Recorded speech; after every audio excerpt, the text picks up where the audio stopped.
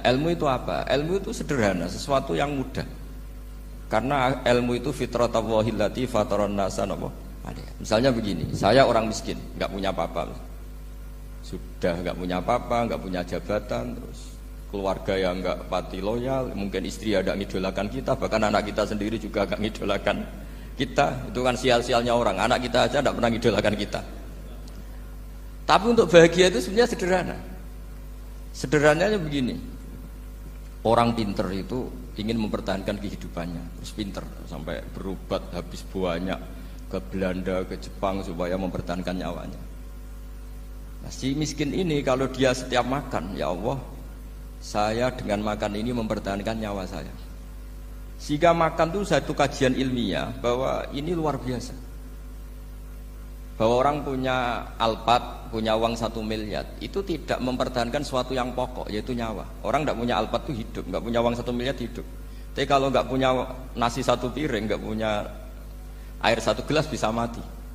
Artinya apa? Orang miskin itu yusyarikul aghniya, sama dengan orang-orang kaya dalam hal kepemilikan hal-hal yang pokok. Tapi kadang-kadang orang miskin itu ya nyon sewu agak belagu, sudah miskin ingin punya Alphard, sudah miskin ingin punya, ya dia tersiksa. Harusnya cara berpikir, nggak punya Alphard tuh masih hidup, nggak punya uang 1 miliar masih hidup. Yang punya Alphard hidupnya juga pakai nasi 1 piring, yang punya uang 1 miliar juga pakai nasi. Ya kalau itu kan sama, saya punya. Kalau gitu kan bisa miskin rasa kaya. Itu memang harus dilatih. Nah, kalau orang kaya kan rumahnya banyak di mana-mana. Memangnya kalau rumahnya banyak di mana-mana terus tidur di sini 1 jam, di rumah itu 1 jam, malah nggak bisa tidur kan? Tetap aja yang dipakai 1 kamar. Itu gunanya apa punya rumah banyak? Setidaknya zaman miskin itu dia berpikir gunanya apa punya rumah banyak untuk dipakai ya hanya 1. Meskipun suatu saat kalau dia kaya juga berpikirnya agak rubah. Ya penting punya rumah banyak biar kemana-mana punya rumah, nggak apa-apa. Tapi sementara masih miskin jangan berpikir seperti itu. Nah yang menjadi miskin kacau kan sudah miskin berpikirnya gaya orang kaya, itu kecelakaan. Lah itu ilmu, maksud saya itu ilmu. Sehingga dulu Nabi ngajari orang miskin itu sederhana. Ketemu orang miskin sama Nabi diajarkan. Nabi diantara ajarannya begini. Ada seseorang man asbaha, orang yang setiap harinya mu'afan fi jasadi, dia sehat, aminan fi sirbi, negara dalam keadaan aman, tidak dalam ancaman. Indahu qutu yaumi, dia hari itu punya makan. Faka'an nama khizat lahu dunya bihadzafiriha, berarti dia sudah punya dunia dan isinya. Karena polanya sama.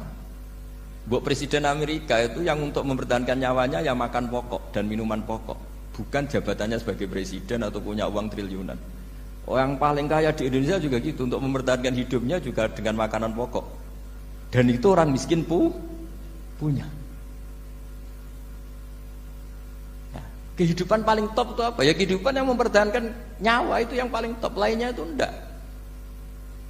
Karena mempertahankan nyawa ini super penting dan orang miskin bisa. Nah, saya berharap ilmu seperti inilah menjadikan dulu itu kuat ketika melawan Belanda. Kenapa kuat? Karena mereka gampang syukur. Barokahnya gampang syukur itu selesai dengan dirinya sendiri. Kalau bahasa intelektualnya itu, orang kalau sudah selesai dengan dirinya sendiri bisa berpikir memanfaati pada orang. Dulu orang-orang miskin ketika era sahabat, termasuk era para ulama yang mendidik para umatnya, itu selesai dengan dirinya sendiri. Nah sekarang banyak orang miskin juga termasuk orang kaya, bahkan belum selesai dengan dirinya. Wah itu angel, ngajak jihad angel, karena dengan dirinya saja belum selesai. Maka masyhur itu kan ketika perang Tabuk, ada orang datang, kira-kira kalau Indonesia pakai beras 4 kilo, ya Rasulullah yang 2 kilo tak kasihkan keluarga kami supaya bisa makan, yang 2 kilo tak kasihkan jenengan untuk biaya perang. Perang Tabuk itu perang tersulit, disebut perang Dhatil Usra. Sekarang hitung saja, ini coba dihitung, mungkin yang bagian kasir tahu.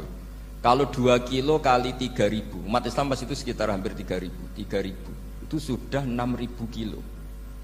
6.000 kilo itu artinya apa? Orang miskin ketika perang membiayai dirinya sendiri, itu satu. Kedua, dengan mental memberi, orang ini tidak tamak. Barokahnya tidak tamak, tidak nyalahkan yang kaya. Efek dari itu apa ketika perang Tabuk? Sumbangan dari Sayyidina Utsman yang jumlahnya besar sekali, yaitu diantaranya 1.000 dinar. 1 dinar kira-kira 4,25 gram, berarti sekitar 4.000 gram. itu bisa diberikan alat perang. Sumbangan dari Abu Bakar juga bisa dipakai beli kuda untuk perang.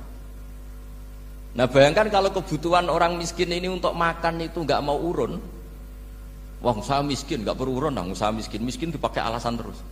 Maka jumlah 3.000 ini akan mengurangi anggaran untuk belanja peralatan perang karena untuk konsumsi orang miskin. Udah gitu kadang mangane tanduk itu kan repot. Wes miskin mangane tanduk, nak antri mo kan ribet. Artinya apa? Perang ini tidak fokus karena ngurusi konsumsi untuk orang-orang miskin. Nah, dulu zaman Nabi orang miskin pun semuanya heroik. Mereka dibantu gak mau, inginnya bantu. Sampai dicibir sama orang munafik.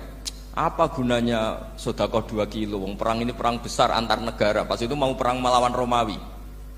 Sampai orang munafik bilang alladzina almizuna almuttawiina minal mu'minina fis sadaqati.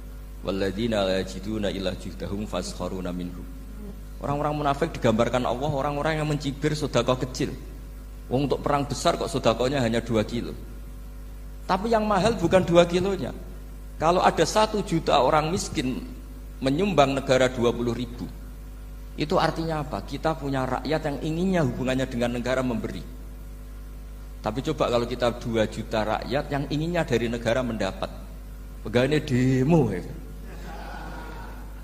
Nah ini ajarannya Nabi yang luar biasa. Dulu Nabi itu bisa mendidik orang miskin pun bermental memberi.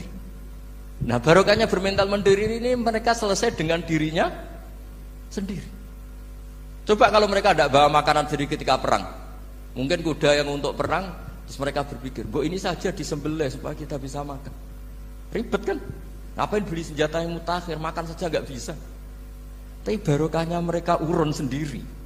Mereka selesai dengan dirinya sendiri. Ini hebatnya didikan Rasulullah Shallallahu Alaihi Wasallam. Dulu Mbah Hasyim dan kawan-kawan itu berhasil mendidik seperti itu. Santri yang miskin-miskin itu kalau ngaturi kiai duwene telo itu dikekno telo, duwene wi dikekno wi. Sehingga kiai sing wis mapan-mapan, misalnya kados kula wonten kan mun setengah mapan, ya akhirnya ya iso mangan wi. Jebule wi ku ya enak. Santri ya seneng mergo kiai ini seneng pancen wis suwi mangan pizza misalnya. Nah, tapi nak sing melarat terus aku melarat kiai tak kei wi mosok doyan. Wis melarat medhit di alasan kan ribet kan. Ini yang perlu dihilangkan. Medhit kok berargumentasi. Tapi yang mahal itu bukan winya, mental memberi. Orang itu kalau mentalnya memberi itu berarti selesai dengan dirinya. Tapi kalau tidak bermental memberi pasti tamak. Dan tamak itu mesti menghakimi orang lain. Maka dalam kitab Hikam diterangkan penyakit terberat itu tamak. Kenapa? Karena orang pikir itu tidak ada kata-kata kitab Hikam, bukan kata saya. Yang ada itu tamak. Misalnya gini, saya kenal PLT Bupati Kudus. Tidak pernah saya bilang beliau kikir. Tapi sekali saya pernah ngajukan proposal tidak kesampaian. Wah, beliau medit. Jadi saya menvonis medit itu sebetulnya ya karena punya keinginan tidak kesampaian. Coba kalau tidak, bahwa medit orang serap penting. Misalnya anak-anak muda sama orang-orang cantik di Jakarta, pernah nggak kamu bilang itu sombong? Enggak kan? Setelah kamu bilang, "Mbak aku ingin kenalan mbak sampean," terus dia agak mau, baru kamu bilang sombong karena keinginan kamu enggak. Nah, bayangkan kalau orang bermental tomak, kayak apa bangsa ini? Nah, sahabat itu dididik oleh Nabi, tomak itu selesai karena keinginan mereka memberi. Sehingga Indonesia bisa merdeka begini itu barokahnya didikan ulama, semuanya ingin memberi. Dulu belum ada negara, tentara-tentara kemerdekaan kalau di kampung-kampung itu ya dibiayai donatur-donatur. Termasuk bahasa saya, bu saya dulu. Itu berapa ton aja beras untuk pasukan Hizbullah, pasukan TNI. Di Aceh ada Daud berih, ada yang baca berueh. Jadi baca aja kayak kira asap ada yang berih, ada berueh. Saya juga gak tahu orang Aceh kalau baca berih.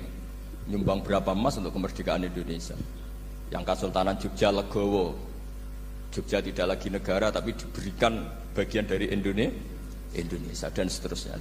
Nah, jadi semua ini barokahnya didikan Rasulullah SAW yang diteruskan para ulamanya bahwa nomor 1 didik masyarakat itu bermental memberi. Dengan bermental memberi apapun kecilnya ini selesai dengan dirinya sendiri. Itu kalau sampean nggak punya mental memberi, nanti pulang dari Pemda, sok acara ini kabupaten berkata ini tok ribet itu. Awas itu, bar ngaji langsung lali berarti sampean. Sudah kalau nggak urun ini sudah luar biasa, nggak urun untuk berkat itu sudah luar biasa. Jadi itu yang makanya Nabi itu Quran dimulai wa mimma razaqnahum yunfikun. Quran mengajarkan bermental memberi, yunfikun. Nabi berkali-kali ngulang al yadul ulya khairum al yadis sufla. Dan memberi itu tidak harus nunggu kaya.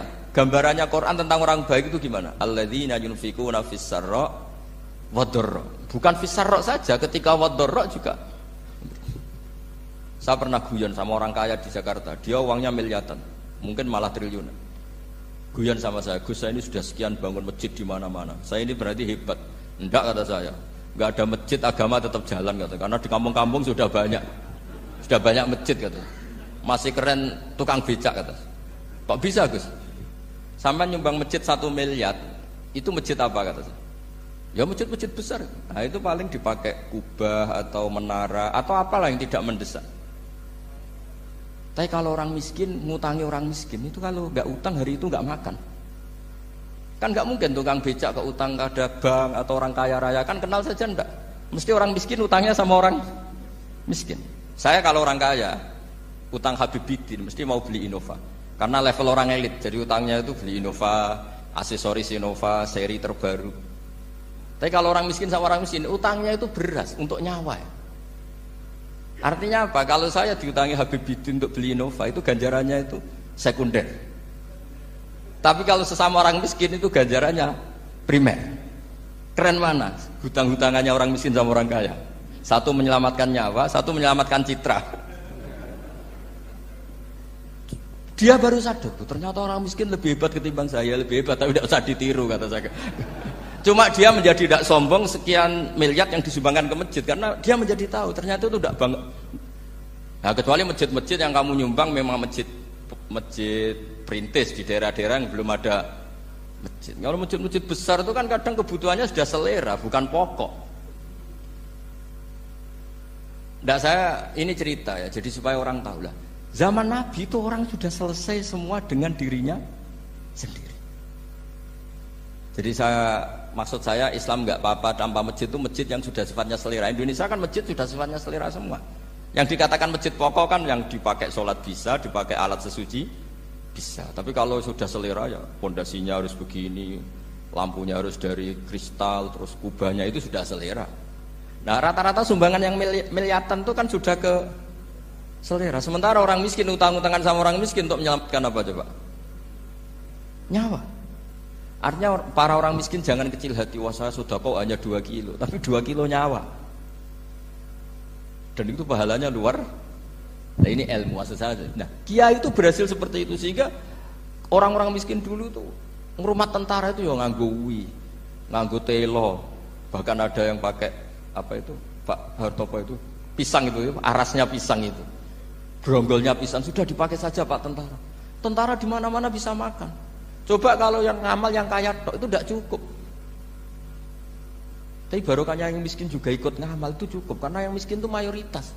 Jadi didukung kaum miskin itu pasti menang lah kan kira-kira gitu. Karena di mana-mana orang miskin itu banyak. Menemukan orang kaya itu nyari data. Kalau menemukan orang miskin seketemunya pasti ketemu. Dan orang miskin ini dididik ulama untuk berkontribusi. Sehingga banyak tentara yang ketika dicari Belanda pura-pura jadi petani. Ini juga yang menyelamatkan orang miskin. Nah, ulama dulu itu orang paling sukses mensuasanakan seperti itu. Nah, itu yang diceritakan di perang Tabuk, mimpa di maka tazihu qulubu fariqim minhum. Jadi perang Tabuk itu perang di antara yang paling diceritakan Allah berkali-kali apa? Ya Rasulullah tadi malam saya buruh dan ini dapat 2 sok ya kira-kira berapa kilo lah. Yang separuh untuk keluarga kami, yang separuh saya sumbangkan ke jenengan. Lu coba perang antar negara hanya menyumbang 2 kilo beras, bayangkan.